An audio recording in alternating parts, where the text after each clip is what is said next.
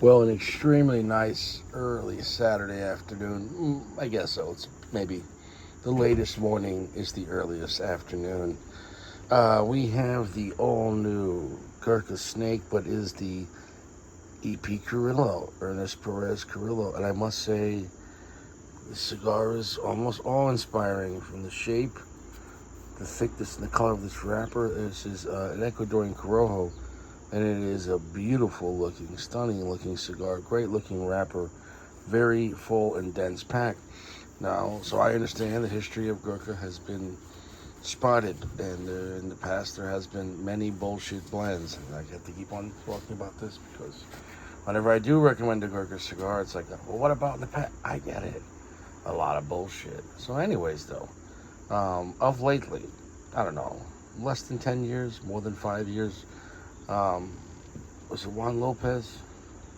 He has made contracted cigars with better blending and with more reputable brands. The Olivas, I think, Placencia. Um, I don't know if he's using La Aurora out of the Dominican Republic, but we could only assume that he's been using better factories and making better blends and less gimmicks. Now, these are the limited edition Chinese Zodiac. Um, it is a very dense pack, and I really enjoyed the black Gurkha last night, which would be the Oliva cigar. But I thought for a celebratory cigar, even though it was a good, dark, heavy, strong cigar with at least some complexity, I thought it could have been. I thought the choice of that heavy, slow-moving flavor would for a celebratory cigar is not really my vibe. However, though, to each his own. But it was still a 4.7 last night on the Oliva, and I thought it was a great blend. But I just thought it was a great blend, like for the wrong choice. Does that make any sense? Like there's sneakers and boots. What's better? Are you playing basketball? Are you going for a walk? Or are you in the woods? Do you see the difference? Um, Depends on the situation. So this is Ecuadorian Cameroon, and then we got Sumatra, Ecuadorian Sumatra binder, and then Mexican, Nicaraguan, Dominican on the filler. So a quite complex blending here. I can't believe how dense and heavy this cigar is.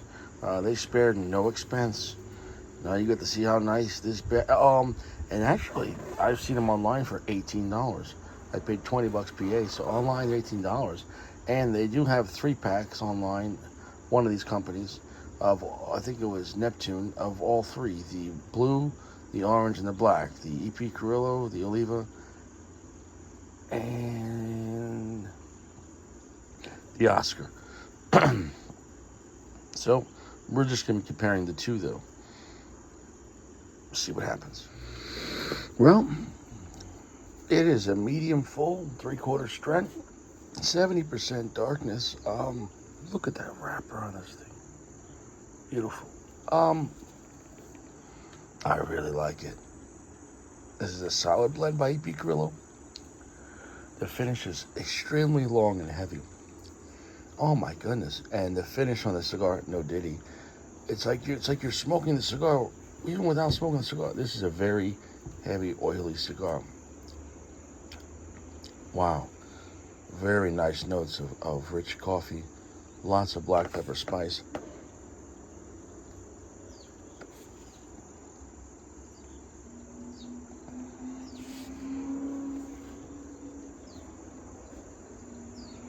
There's so much more going on. I have to break it down. This is an extremely complex cigar.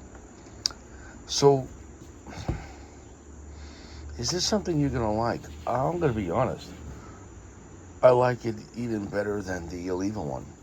That's a switch. Last year, Oliva was the better Gurkha Dragon than the EP Carrillo Dragon. They both were enjoyable. This year, um, the Oliva Snake was very good. It got amazing. I really enjoyed it. I just felt it was kind of a wrong placement. This makes more sense for a Year of the Snake. You know what I'm saying, though? Because in a way, how could you have a Year of the Snake and have 3 different blends with 3 different companies represented? Which still, it's a cool concept. But I would say this would be more accurate for a Year of a Snake kind of a blend. kind of exciting, this blend. It's extremely complex, a lot going on, but it's quite spicy. It's a very heavy, long, like oily, buttery texture, but with a lot of spice on the tongue.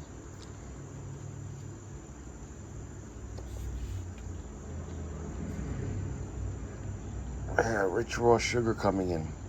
If you want um, a creamy, heavy coffee note on a cigar, but with a lot of spice, if you want spicy, creamy fucking coffee, I don't know if that's going to be your jam.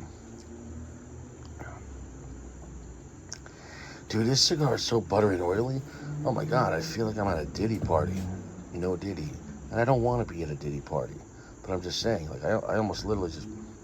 Now this is starting to sound homoerotic.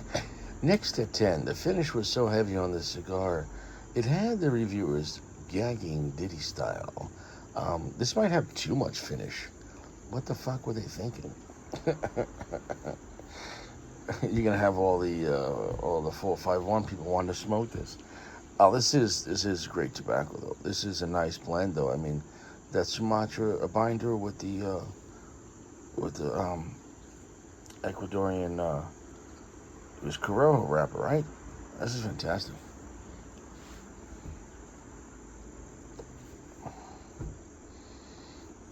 Great smoke output. A lot of spicy, tingling spice. The clarity on the flavors too is really nice. Picture like diamonds. You know, you could have carrots. So that's one thing, but then you have clarity. So the clarity of these flavors is very. Look, this is top shelf.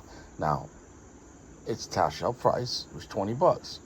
So just because something's top shelf price doesn't mean the cigar is going to match the price. You know, does the carpets match the drapes? Well, this is matching the price. Like, this feels like a luxury top shelf cigar because it is. And I know, Gurkha, but this is EP Carrillo. So in a way, Gurkha's smart of lately by using very reputable brands, just like when 10 years ago when all the big brands like Altadis in general, and which have like, 10, 20 brands underneath them, when they wanted to make stronger cigars, everyone's like, wow, General can't make a strong Nicaraguan cigar. Okay, well, by AJ Fernandez. So this is a different concept that Gurkha's been doing, but they've been boldly stating other people making their cigars, which, they always have kind of, but they used to have really shitty people making the cigars years ago. And so now they're trying to restore their confidence in their buyers, that they're making better quality stuff. And I think it's working. It's not going to work overnight. It's not like a, one hit. But I can say, if you see a Gurkha and it's made by Plasencia, you see a Gurkha it's made by Aganorsa, yes, that made a lot of... The Gurkha Aganorsa, it's an Aganorsa. If you like Aganorsa, I think the Gurkha Nicaragua, you can have a great time. So I think Gurkha needs to be boldly putting the name. And I like how it just says it there. It doesn't say buy. It just says, it's very classy done. This is a solid fucking band.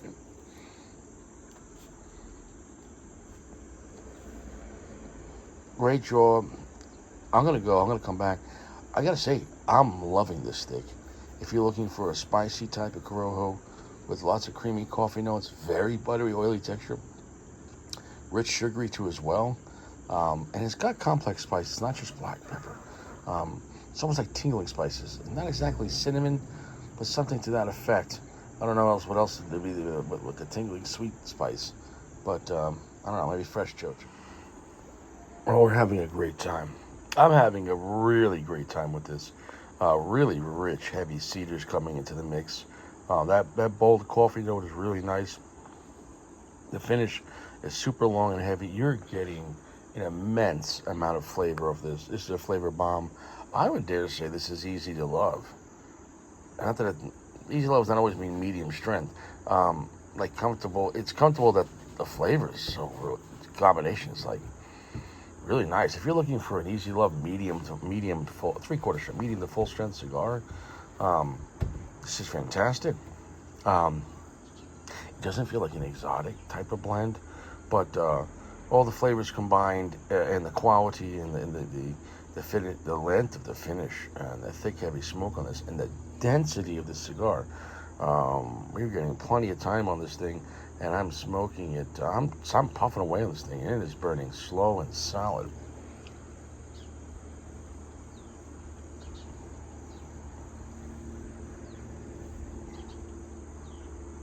I just think it's a really nice, strong, balanced cigar. It's smooth, but it has just enough grit to it that you're like, all right, yeah, where you can feel, when that has that texture with the spice, where you're like, all right, this has got some, just enough edginess. You know what I'm saying? No, I mean, there's nothing wrong with a cigar is completely polished too. If they're going for a really, what's the word?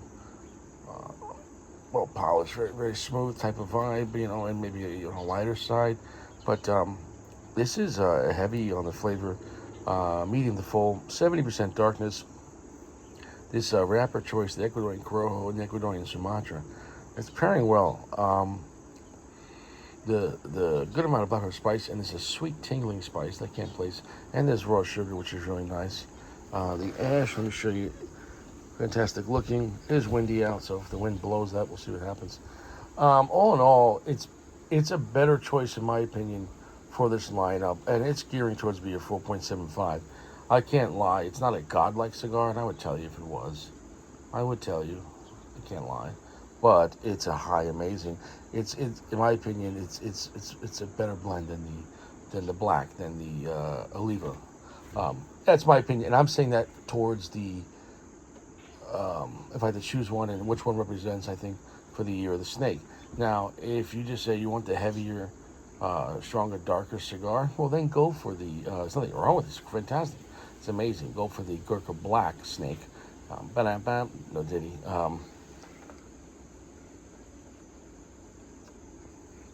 But if I'm just choosing one between the two, this one is still a strong cigar. It has enough darkness and enough strength to be slightly intimidating cigar, but extremely smooth. So much flavor and really nice complexity of flavors that you know. So it's like a well-educated person, but it's also not being snobby. It's I love this cigar. I'm not gonna lie, man. I would definitely smoke this one again. So as time goes on, if somehow this box is left over, and if I can get them at a better price, because I'm not going to spend $20 on any cigar on a regular basis. I'm not a rich man. I could do it, but I'd rather go to the range and shoot ammunition. But cigars is part of my life. Anyways, though, I'll come back. I could really recommend this Gurkha Blue Snake EP Carrillo. Yeah, it's kind of a banger.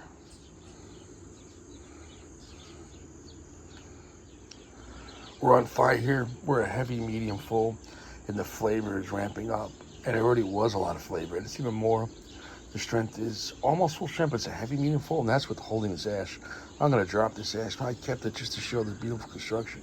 I love this cigar. I love this blend. It is a strong, enjoyable Corojo with the Sumatra binder, Mexican, Nicaraguan, Dominican fillers. It's got great complexity, rich cedar, a lot of black pepper spice, but it's slightly aggressive, but it's done tastefully, where it's got enough balls in the cigar, but you still know it's a luxury stick. Really sweet, tingling spices, complex with that. Maybe just a hint of a slight earthiness, but it's not a very earthy cigar. But a lot of rich coffee notes, really rich coffee notes, and a nice sugar note. So all in all, and the flavor on the tongue, and the texture is super buttery, oily. So everything is just pasted. Not going to be a good transitional cigar. So I would have this as your one cigar of the day, or your first cigar. I wouldn't have this as your second. It's not going to play well with other cigars.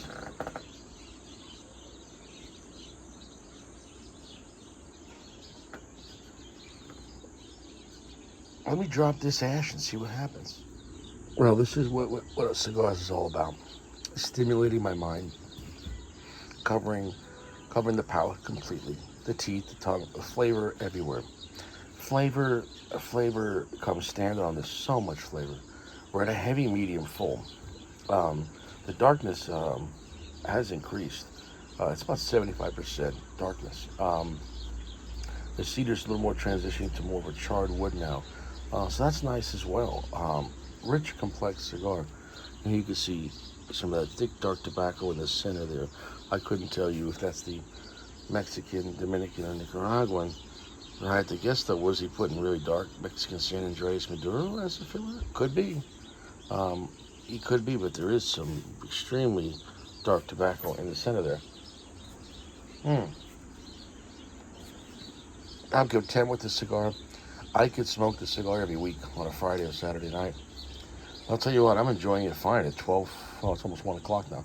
I can enjoy this in the early afternoon. Not if I had to go to work, though. This is like a day off kind of cigar. You don't want to smoke this and then I have to go do stuff. This is going to rock my socks a little bit. A lot of flavor, a lot of strength, a lot of heaviness, complexity. It's very smooth, but it has enough aggressiveness that excites the palate. You know what I'm saying, though? When you get a cigar where it's so smooth that it's soothing, then you get a cigar that's too aggressive. This is a balanced type of aggressive. So, look, it's a great time. It's a 4.75. I have nothing bad to say about the cigar, and I think it fits well for being, a celebratory cigar in that lineup being Year of the Snake. Snakes are dangerous and they're kind of exciting. There's nothing boring about snakes. Even when a snake is just lying there curled up, snakes are kind of intimidating, but snakes could sit there, but also they can move fast. So that's why I felt like the other cigar is such a slow-moving, heavy cigar that it was a great blend if you want that kind of vibe. But I think this is more appropriate for a Year of the Snake. So if you had to choose between the two, which Year of the Snake Gurkha should you try? I would say that the EP Carrillo is the better fitting cigar for that lineup, the more exciting blend. If you just want to go darker, heavier, and less complex, but very heavy, you could go for the black, the Oliva cigar. I enjoyed them both, but I would take the EP Carrillo in this for the win, which last year was the opposite. Last year, the Oliva beat the EP Carrillo Gurkha Dragon. I don't respect cigars before I smoke them. You understand what I'm saying? Like, I remember things, but when you're smoking the cigar, it's case by case. Okay, in the same courthouse, one case could be guilty, one case could be not guilty, another case could plead out and get a deal. The point is, though, like, the court case has to happen. And when you're smoking a cigar, you're the judge. You know what I'm saying, though? You're the judge. In a way, you have the defendant, which is the tobacco, the lawyer, is the blend, the blender and the construction, and then you have the prosecutor.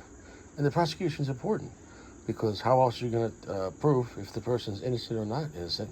Well, of course, money, and then it's all bullshit. But generally speaking, if that the prosecutor doesn't have the right evidence, the judge will sit there in between and go, "I'm throwing this out," or "You know what, this man's innocent."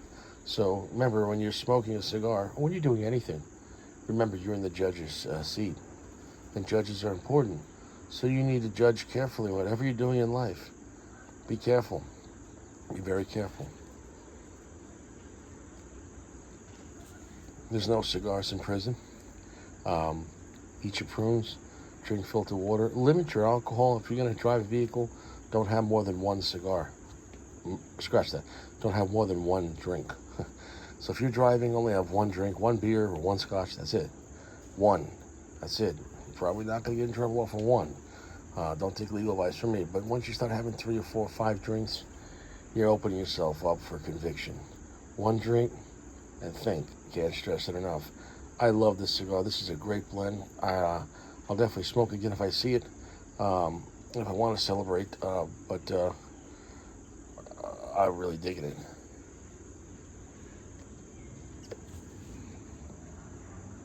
Great texture, great flavor, great smoke output, heavy flavor, oily, buttery flavor. Someone's screaming over there. I gotta go.